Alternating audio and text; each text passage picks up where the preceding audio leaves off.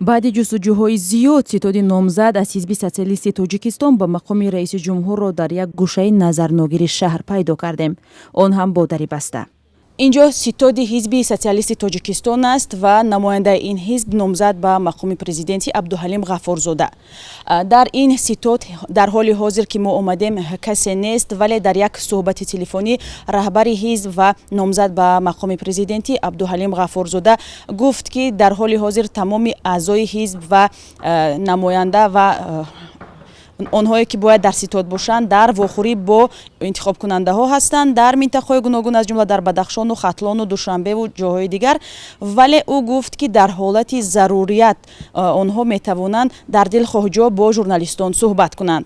вохӯрӣ ба Хатлон барафтагӣ, нимашон мо дар Бадахшон, нимашон дар ҳамон шаҳр. бо ин ҳол маълум нест шаҳрвандоне ки мехоҳанд аз ин ситод варақа ва адабиёти таблиғотӣ гирифтанӣ бошанд ё ҳамчун ризокор ба кори ин ситоду ин номзад мадад расониданӣ бошанд, бояд куҷо раванд, бо кӣ дар тамос шаванд. онҳое ки дар ин наздикиҳо кору иқомат мекунанд мегӯянд аъзои ситоди интихоботӣ гоҳ-гоҳе ба ин макон меоянд. ба фарқ аз ситоди номзади ҳизби социалист ба мақоми раиси ҷумҳур, ситоди номзад аз ҳизби коммунисти тоҷикистон ба мансаби президент дар қароргоҳи ин ҳизб ҷойгир шудааст.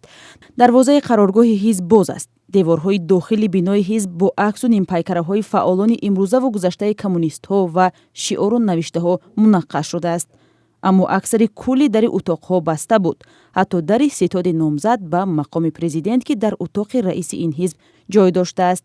чанд нафар аз аъзои ҳизб ки худро узви ситод намедонистанд хабар доданд ки ҳама аъзои ситод бо шумули Мироҷ Абдуллоев, раис ва номзад ба мансаби президентӣ аз ҳизби коммунист дар манотиқи кишвар бо сокинон дар мулоқотанд. замоне ки ба ситоди ҳизби ислоҳоти иқтисодии тоҷикистон расидем, раис ва номзад ба мақоми раиси ҷумҳур аз ин ҳизбро дар яке аз ду утоқи ситод танҳо ва машғули кор пайдо кардем. ситоди мо ҳамарӯза кор карда истодааст. ҳозир аъзои ҳизби мо тақсим шуда гастанд тарафи иёлоти мухтори Бадахшон, имрӯз дар Шаҳртуз намояндаи мо ҳастанд. дар шаҳрам тағлиботро бурда истоданд, дар мактабҳо, коллеҷҳо. рустам раҳматзода, раиси ҳизби ислоҳоти иқтисодӣ ки бори аввал дар интихоботи президентӣ ширкат мекунад, гуфт 8 нафар шахсони боэътимоди ӯ дар маъракаи таблиғотӣ ширкат доранд.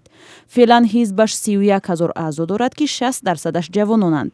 ба ҷуз аз ду ситод дар шаҳри Душанбе, инчунин дар марказҳои вилоятҳои ситодҳои интихоботӣ доранд ки дар пешбурди маъракаи интихоботӣ номзади ҳизбашон саҳм доранд.